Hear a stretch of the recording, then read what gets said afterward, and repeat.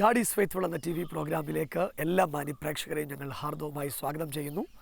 ലോകം മുഴുവൻ ഞങ്ങളെ TV പ്രോഗ്രാമിലൂടെ ശ്രദ്ധിക്കുന്ന എല്ലാ പ്രിയപ്പെട്ടവർക്കായി ദൈവത്തിന് സ്തോത്രം ചെയ്യുന്നു.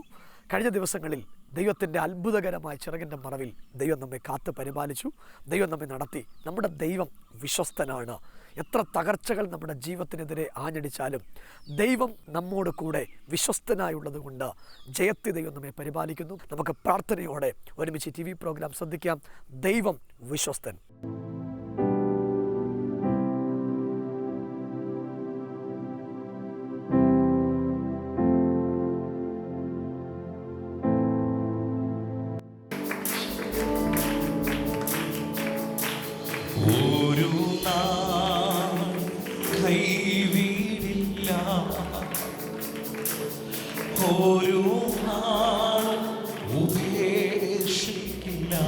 ഒരുമിച്ച് പാടാം. ഒരു നാളും ഒരു നാൾ കൈ വീടില്ല, ഒരു നാളും ഒരു നാൾ ഉപേക്ഷിക്കില്ല, ഒരു നാൾ മറക്കുകയില്ല. എൻ്റെ യേശു എത്ര വിശ്വസ്തൻ. ഒരു നാളും ഒരു നാളും കൈ വീടില്ല. ചെറുപാടം. ഒരു നാളും ഉപേക്ഷിക്കില്ല, ഒരു നാളും ഒരു നാൾ മറക്കുകയില്ല.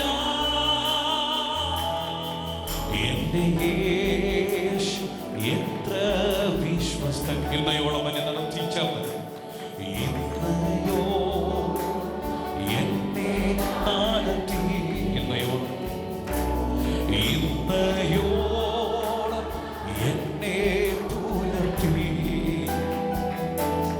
ഇന്നയോ. എല്ലാ കണ്ണുകളും അടയട്ടെ, എല്ലാ കണ്ണുകളും അടച്ച് അറിയുന്ന പാട്ടാണ്. ഒരുമിച്ച് പാടി. ഇന്നയോളം എന്നെ പുലർത്തി എൻ്റെ യേശു, എൻ്റെ യേശു എത്ര നല്ലവൻ, അവനിൽ എന്നും മതിയായവൻ. ഒരുമിച്ച് പാടാം. എൻ്റെ യേശു, എൻ്റെ യേശു എത്ര നല്ലവൻ, അവനിൽ എന്നും മതിയായവൻ. യോഹന്നാന്റെ സുവിശേഷം 3-ാം അധ്യായത്തിന്റെ 37-ാമത്തെ വാക്യം. ഉത്സവത്തിന്റെ മഹാദിനമായ ഒടുക്കത്തെ നാളിൽ യേശു നിന്നുകൊണ്ട്, ദാഹിക്കുന്നവനെല്ലാം എൻ്റെ അടുക്കൽ വന്ന് കുടിക്കട്ടെ, എന്നിൽ വിശ്വസിക്കുന്നവന്റെ ഉള്ളിൽ നിന്ന് തിരുവെഴുത്ത് പറയുന്നത് പോലെ ജീവജലത്തിന്റെ നദികൾ ഒഴുകും എന്ന് വിളിച്ചു പറഞ്ഞു. അടുത്ത വാക്ക്, അവൻ ഇത് തന്നിൽ വിശ്വസിക്കുന്നവർക്ക് ലഭിക്കുവാനുള്ള ആത്മാവിനെ കുറിച്ചാകുന്നു പറഞ്ഞത്. ഉത്സവത്തിന്റെ മഹാദിനമായ ഒടുക്കത്തെ നാളിൽ യേശു നിന്നുകൊണ്ട്, ദാഹിക്കുന്നവൻ എല്ലാം എൻ്റെ അടുക്കൽ വരട്ടെ. നിങ്ങൾ കേൾക്കണം, പലതിൻ്റെയും അടുക്കൽ പോയിട്ട് ദാഹം മാറാത്തവരെ യേശു ക്ഷണിക്കുക. അവരെന്തിൻ്റെയൊക്കെ അടുക്കൽ പോയി? ഉത്സവത്തിൻ്റെ അടുക്കൽ പോയി, ജഗത്തിൻ്റെ അടുക്കൽ പോയി, തപത്തിൻ്റെ അടുക്കൽ പോയി, പലതിൻ്റെയും അടുക്കൽ പോയിട്ട് ദാഹം തീരാത്തവരോട് യേശു ഒടുക്കത്തെ നാളിൽ നിന്നുകൊണ്ട് വിളിച്ചു പറഞ്ഞു, ദാഹിക്കുന്നവൻ എൻ്റെ അടുക്കൽ വരട്ടെ. വിശ്വസിക്കുന്നവൻ്റെ ഉള്ളിൽ നിന്ന് തിരുവെഴുത്ത് പറയുന്ന പോലെ ജീവജലത്തിൻ്റെ നദികൾ ഒഴുകും.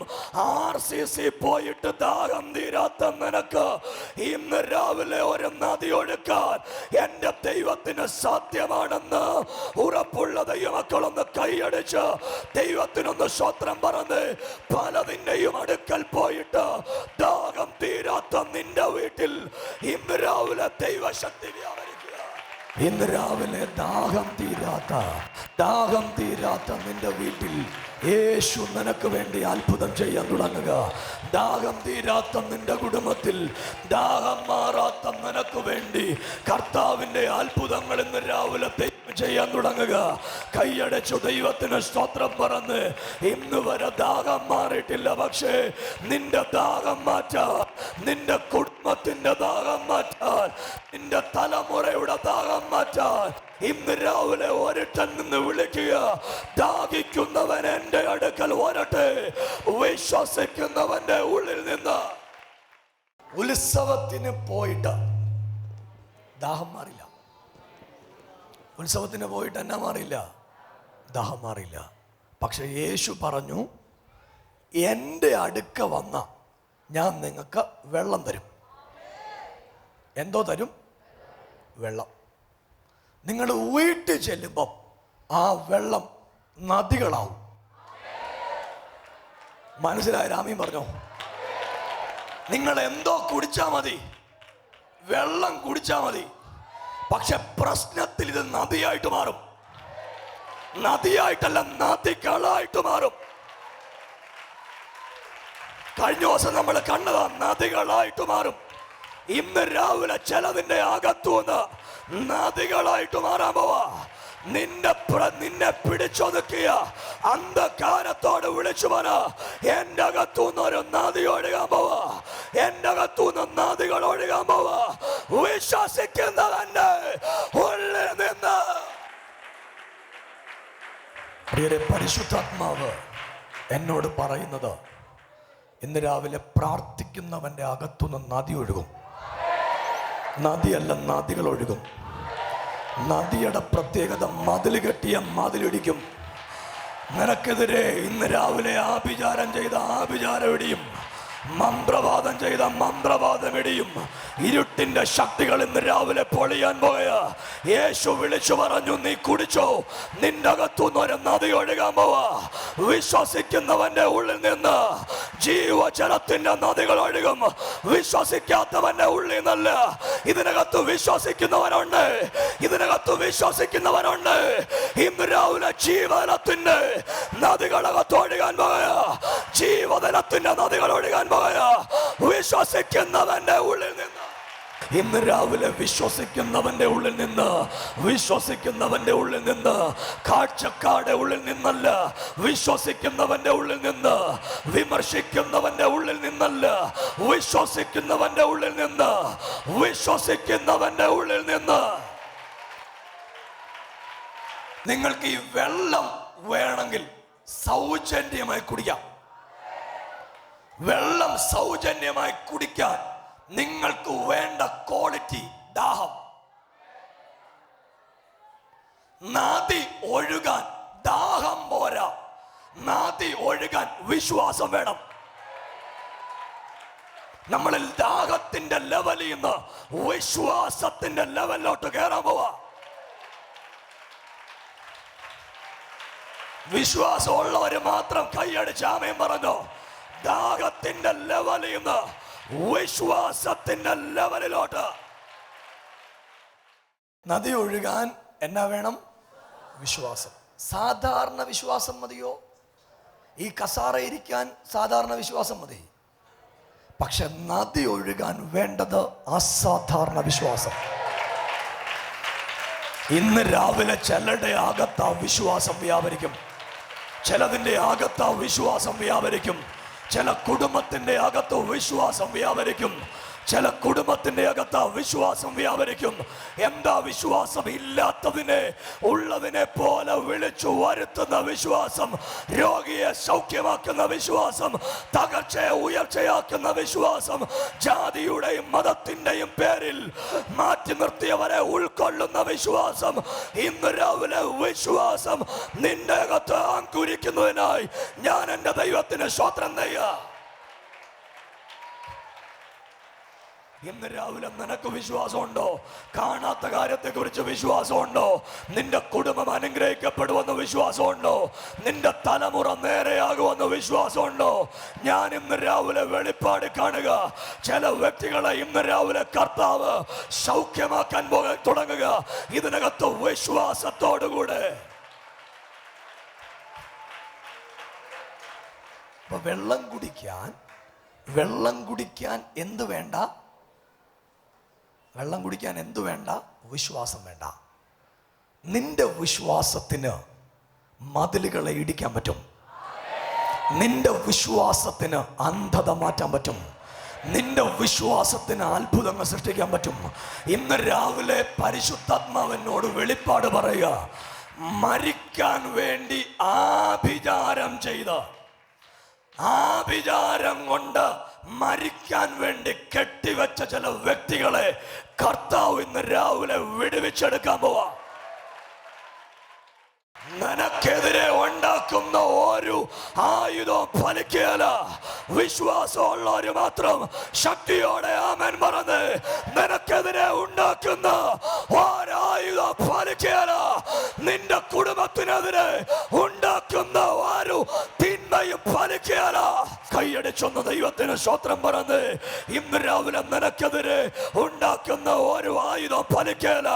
കള്ളപ്പിശാചിനോട് വിളിച്ചു പറ, നിന്നെ ഞാൻ പടക്കൂട്ടങ്ങൾക്ക് നേരെ പാഞ്ഞു ചെല്ലും എന്റെ ദൈവത്താൽ.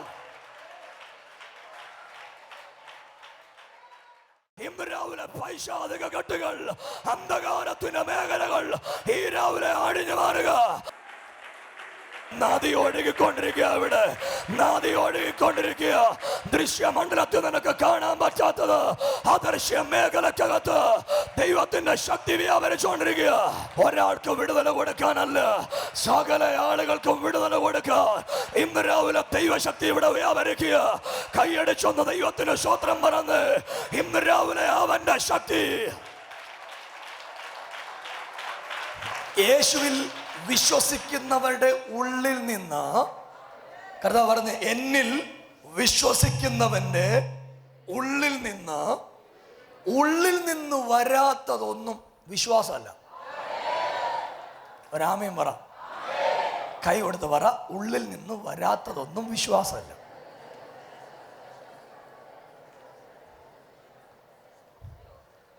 എവിടുന്ന് വരണം? ഉള്ളിൽ നിന്ന്. ഇന്ന് രാവിലെ കൈവശമൊക്കെ പൊട്ടിപ്പോ. മന്ത്രവാദം ചെയ്ത് കുടുംബങ്ങൾ നശിപ്പിക്കാൻ നിന്ന കുടുംബങ്ങളൊക്കെ രക്ഷപ്പെടും ഇന്ന് രാവിലെ.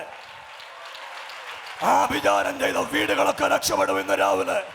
ദൈവസഭയ്ക്കെതിരെ ഒരു ആഭിചാരത്തിന്റെ ശക്തിയും ഇന്ന് രാവിലെ പൊട്ടിമാറും.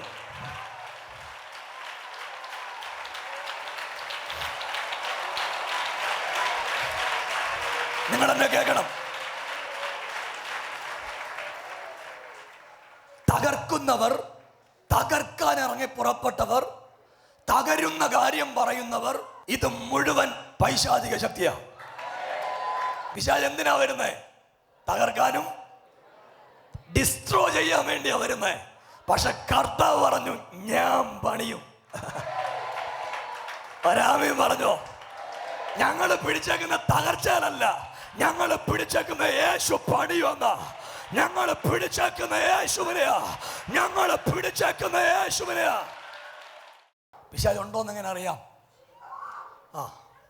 അവന്റെ സ്വഭാവം കൊണ്ട് അറിയാം. സ്തോത്രം പറഞ്ഞോ. എന്ന് വെച്ചാൽ അഭിഷേകം ഉള്ളിടത്ത് തീ കത്തും. ശബ്ദം ഒത്തിരി ഉണ്ടെങ്കിലും ശബ്ദം കുറവാണെങ്കിലും തീ കത്തും.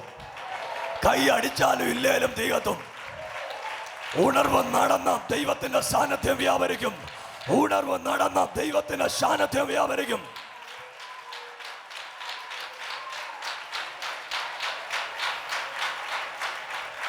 യേശു പറഞ്ഞു, എന്നിൽ വിശ്വസിക്കുന്നവന്റെ ഉള്ളിൽ നിന്ന് തിരുവെഴുത്ത് പറയുന്ന പോലെ. നിങ്ങൾ എന്നെ കേൾക്കണം. തിരുവെഴുത്ത് പറയുന്ന പോലെ ആയിരിക്കണം യാത്ര. തിരുവെഴുത്ത് പറയുന്ന പോലെ ആയിരിക്കണം മുന്നോട്ട് പോകാൻ. അപ്പുറത്തെ അച്ഛൻ എന്നോ പറഞ്ഞെന്നല്ല, അവിടുത്തെ അമ്മാമ എന്നോ പറഞ്ഞെന്നല്ല, തിരുവെഴുത്ത് എന്തോ പറഞ്ഞെന്ന വിഷയം. മലപ്പുറംകാരൻ ഇറങ്ങി തിരിച്ച തിരുവെഴുത്ത് പറഞ്ഞുകൊണ്ട് ഇന്ന് രാവിലെ തിരുവെഴുത്ത് പറയുന്ന പോലെ ചെയ്യാൻ തന്റെ ഇടമുള്ളവർക്കായി സ്തോത്രം. തിരുവെഴുത്ത് പറയുന്ന പോലെ എൻ്റെ അടുത്ത് വന്ന് വെള്ളം കുടിച്ചാൽ നിങ്ങളുടെ അകത്തുനിന്ന് നദി ഒഴുകും. എന്തോ ഒഴുകും? നദി ഒഴുകും. ഇന്ന് ഈ യോഗം ആശീർവാദം പറയുന്നതിന് മുൻപ് ഇതിനകത്തൊരു നദി ഒഴുകും. ഒരാമയും പറഞ്ഞോ. എത്ര കള്ളപ്പിശാച് തടഞ്ഞു വെച്ചാലും നദി ഒഴുകും. രാജ്യങ്ങളിലേക്കുള്ള യാത്രയുടെ മുമ്പിൽ തടസ്സമായി നിൽക്കുന്ന മതിലുകൾ ഇന്ന് രാവിലെ ഇടിഞ്ഞു മാറാൻ പോകുക. ഇന്ന് രാവിലെ കർത്താവിനോട് പറയുക, വിവാഹത്തിന് തടസ്സമായി നിൽക്കുന്ന തടസ്സങ്ങൾ ഇന്ന് രാവിലെ ഇടിഞ്ഞു വീഴാൻ പോവുക. നിന്റെ കുടുംബത്തിന്റെ നന്മയ്ക്ക് തടസ്സമായി നിൽക്കുന്നത് ഈ രാവിലെ ഇടിഞ്ഞു മാറാൻ പോവുക. വിശ്വസിക്കുന്നവരെ കൈയടിച്ച് ഇന്ന് രാവിലെ ഏറ്റെടുത്തോ. നീ പ്രാർത്ഥിച്ചുകൊണ്ടിരിക്കുമ്പോ, നീ ആരാധിച്ചുകൊണ്ടിരിക്കുമ്പോ ചില മതിലുകൾ ഇടിഞ്ഞു വീഴുക. വിശ്വസിക്കുന്ന സകല ആളുകളുടെ അകത്തുനിന്നും ഈ നദി ഒഴുകാൻ പോകുക. വിശ്വസിക്കുന്ന സകല ആളുകളുടെ അകത്തുനിന്നും ഈ നദി ഒഴുകാൻ പോകുക. ചില വസ്തു സംബന്ധമായ കച്ചവടങ്ങൾ നടക്കാൻ പോകുക. ചില ക്രയവിക്രയങ്ങൾ നടക്കാൻ തുടങ്ങുക. സാമ്പത്തിക മേഖലയിൽ അത്ഭുതങ്ങൾ സംഭവിക്കാൻ പോകുക.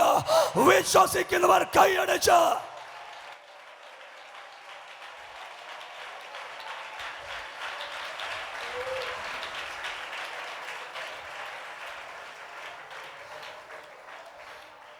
യേശു ഇത് എപ്പോഴാ പറഞ്ഞെന്നറിയോ? ഒടുക്കത്തെ നാളിൽ. എന്നാ കണ്ണാടിക്കാരനാച്ചാ എല്ലാരും ഒടുങ്ങിയെന്ന് വിചാരിക്കുമ്പം ദൈവം തുടങ്ങും. വിശ്വാസമുണ്ടോ? തുടങ്ങാൻ പോവാ ദൈവം. ഈ വെള്ളയുടുപ്പിട്ടുള്ള കണ്ണാടിക്കാരൻ അച്ഛൻ്റെ കാര്യമാണ്. ദൈവം ആരംഭിക്കാൻ പോവാ. കാരം ഉയർത്തി ഒന്ന് ആമീൻ പറഞ്ഞോ. നിങ്ങളുടെ ലെവലങ്ങ് മാറാൻ പോവാ. നിങ്ങളുടെ കെട്ടുപാടെല്ലാം പൊട്ടാൻ പോവാ. നിങ്ങൾ അടുത്ത ലെവലിലേക്ക് കയറാൻ പോവാ. ഇന്ന് രാവിലെ അതിന്റെ ഫസ്റ്റ് സ്റ്റെപ്പ് വെക്കാൻ പോവാ. ശാബയൊന്ന് കൈയടിച്ചൊന്ന് സ്വോത്രം പറഞ്ഞു. പല ആളുകളും ഇന്ന് രാവിലെ അഭിഷേകത്തിൽ നിറയാൻ പോവാ. ദൈവത്തിന്റെ സാന്നിധ്യത്തിൽ നിറയാൻ പോവാ. ഈ നദി നിന്റെ അകത്തുനിന്ന് ഒഴുകാൻ പോവുക. വിശ്വസിക്കുന്നവർക്ക് വേണ്ടി വ്യാപരിക്കുന്ന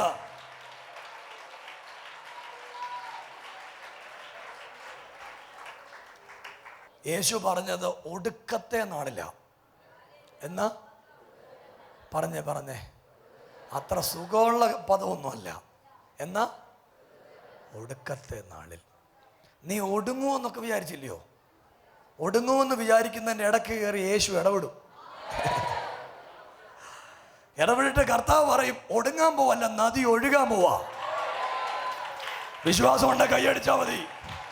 വിശ്വാസം ഉണ്ടെങ്കിൽ ഈ പത്തനംതിട്ടയിൽ നദി ഒഴുകും. ഈ കേരളത്തിൽ നദി ഒഴുകും. ഈ ഭാരതത്തിൽ നദി ഒഴുകും. ലോക രാജ്യങ്ങളിൽ നദി ഒഴുകും. വിശ്വസിക്കുന്നവന്റെ ഉള്ളിൽ നിന്ന് എന്നെ ഒഴുകും. നദിയല്ല, ജീവജലത്തിന്റെ നദികൾ. എന്തുവാ? ഈ നദിയുടെ പ്രത്യേകത ചത്ത നദിയല്ല. ഒരു ദിവസം ഇത് മീൻപിടുത്തക്കാരൻ മുക്കുവന്റെ മണ്ടക്കൊഴുകി. രാമീൻ പറഞ്ഞേ, ഇത് 12 പേരുടെ മണ്ടക്കൊഴുകി. അത് കഴിഞ്ഞ് 120 പേരുടെ മേലൊഴുകി. 3000 പേരുടെ മേലൊഴുകി. 5000 പേരുടെ മേലൊഴുകി. 3-ാമത്തെ ആഴ്ച സുന്ദരമെന്ന് ദേവാലയ ഗോപുരത്തിന്റെ മുമ്പിൽ ഇരുന്ന കുരുടന്റെ മേലൊഴുകി. അത് കഴിഞ്ഞ് 4-ാമത്തെ ആയത്തിൽ കാരാഗ്രഹത്തിൽ ഒഴുകി. 5-ാമത്തെ ആയത്തിൽ അനനിയാസിന്റെ സഫീറയുടെ മേലൊഴുകി.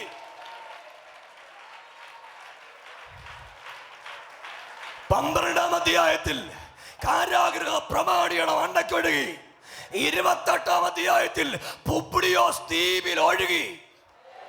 ഇന്ന് രാവിലെ പത്തനംതിട്ടയിൽ ഒഴുകാൻ പോവാ. ഉറപ്പുള്ളവരാമേൻ പറഞ്ഞ്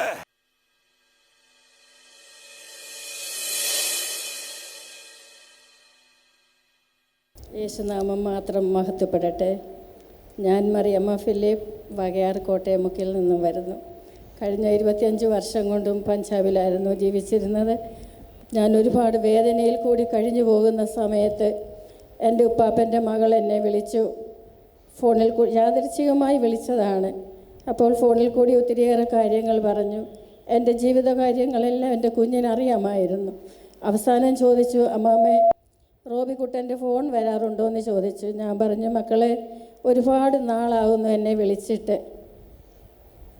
ഞാൻ അവൻ്റെ ഫോൺ കിട്ടുന്നില്ല. ഞാൻ അങ്ങോട്ട് വിളിച്ചാൽ എൻ്റെ കോൾ കാണുമ്പോൾ എൻ്റെ കുഞ്ഞിന് BP കൂടുമെന്നാണ് പറയുന്നത്.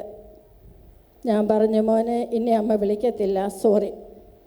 അത് കഴിഞ്ഞിട്ട് എൻ്റെ കുഞ്ഞ് എന്നോട് പറഞ്ഞു, അമ്മാമ്മേ അമ്മമ്മ വീട്ടിൽ വരവാ, ഞാനൊരിടത്ത് അമ്മാമ്മയെ കൊണ്ടുപോകാം.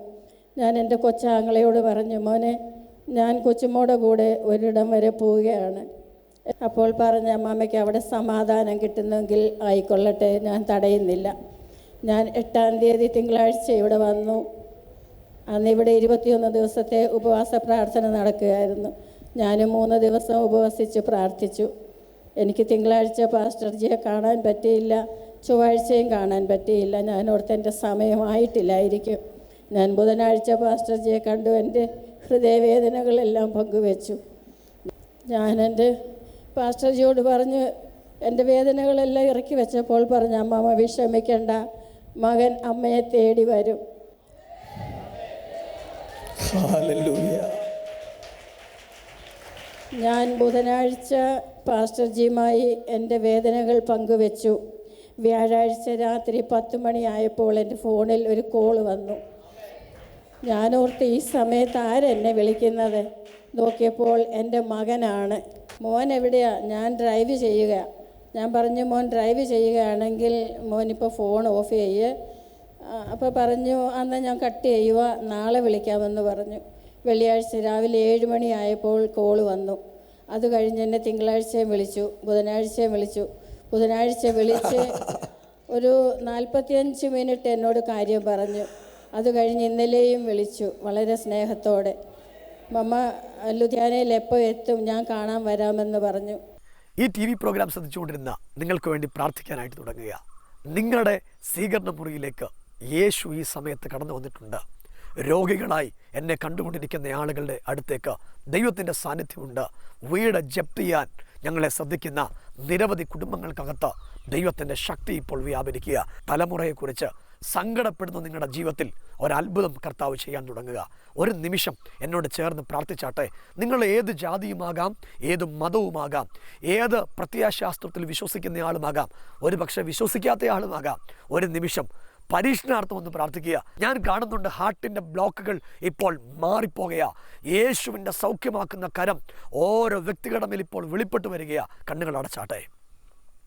പരിശുദ്ധ പ്രിയ പിതാവേ, ഞങ്ങൾ ഒരുമിച്ച് പ്രാർത്ഥിക്കുന്നു. ലോകം മുഴുവൻ ഞങ്ങളെ TV പ്രോഗ്രാമിലൂടെ കണ്ടുകൊണ്ടിരിക്കുന്ന രോഗികളായി ഭാരപ്പെട്ട് വിശ്വാസത്തോടെ പ്രാർത്ഥിക്കുന്ന ഓരോ കുടുംബങ്ങൾക്കകത്ത് ദൈവത്തിൻ്റെ അത്ഭുതത്തിൻ്റെ ശക്തി വെളിപ്പെട്ട് വരട്ടെ. സൗഖ്യമാകട്ടെ കർത്താവേ. ഹാർട്ടിൻ്റെ പ്രോബ്ലങ്ങൾ മാറിപ്പോകട്ടെ. പരിശുദ്ധാത്മാവിനോട് പറയുന്നത്, രാവിലെ എഴുന്നേൽക്കുമ്പോൾ സിവിയറായ തലവേദന വരുന്ന നിരവധി വ്യക്തികൾ ഇപ്പോൾ സൗഖ്യമാകുക. യേശുവിൻ്റെ നാമത്തിൽ സൗഖ്യം വ്യാപരിക്കട്ടെ. ക്യാൻസറുകൾ, വിവിധ നിലയിലുള്ള ക്യാൻസറുകൾ ഇപ്പോൾ സൗഖ്യമാകുക. യേശുവിൻ്റെ അടിപ്പിണര് കൊണ്ടുള്ള സൗഖ്യം ഓരോ വ്യക്തികളുടെ മേൽ വെളിപ്പെട്ട് വരികയാണ്. പഠിക്കാൻ ജ്ഞാനമില്ലാത്ത കുഞ്ഞുങ്ങളുടെ മേൽ അസാധാരണമായി ജ്ഞാനം ദൈവം കൽപ്പിക്കണം. കടഭാരം അനുഭവിക്കുന്ന കുടുംബങ്ങളുടെ മേൽ ദൈവത്തിൻ്റെ പ്രവൃത്തി ഉണ്ടാകട്ടെ. കുടുംബ സമാധാനമുണ്ടാകട്ടെ. എല്ലാറ്റിലും കർത്താവിൽ സന്തോഷിപ്പാൻ ഓരോ മക്കളെയും ദൈവം ഇടയാക്കും. പ്രാർത്ഥന കടത്തിന് നന്ദി, യേശുവിൻ നാമത്തിൽ തന്നെ. പ്രിയപ്പെട്ടവരെ, അടുത്ത ആഴ്ച ഇതേ ചാനലിലൂടെ നമുക്ക് ഒരുമിച്ച് കാണാം. അതുവരെ സർവശക്തനായ ദൈവം നിങ്ങളെ കാക്കട്ടെ. നമുക്ക് ഒരുമിച്ച് കാണാം. I bless you in Jesus name. Elohim Global Worship സെന്ററിന്റെ ആരാധനകൾ എല്ലാ ഞായറാഴ്ചകളിലും ചൊവ്വാഴ്ചകളിലും പത്തനംതിട്ട സന്തോഷ് ജംഗ്ഷന് സമീപം റോയൽ എൻഫീൽഡ് ഷോറൂമിന്റെ 1-ാം നിലയിൽ നടത്തപ്പെടുന്നു. ഈ ആരാധനകളിലേക്ക് ഏവരെയും കർത്തൃനാമത്തിൽ സ്വാഗതം ചെയ്യുന്നു. കൂടുതൽ വിവരങ്ങൾക്കായി 0468 222 0207 എന്ന നമ്പറിലോ 9446 115091 എന്ന നമ്പറിലോ 9188123274 എന്ന നമ്പറിലോ നിങ്ങളുടെ പ്രാർത്ഥന വിഷയങ്ങൾക്കായി ഞങ്ങളെ വിളിക്കേണ്ട നമ്പർ 9447230207 9447860207. Our website www.elahimgwz.com. ഈ പ്രോഗ്രാം സ്പോൺസർ ചെയ്യുവാൻ ആഗ്രഹിക്കുന്നവർ ഞങ്ങളെ വിളിക്കേണ്ട നമ്പർ 9446 115091 9526 190 198.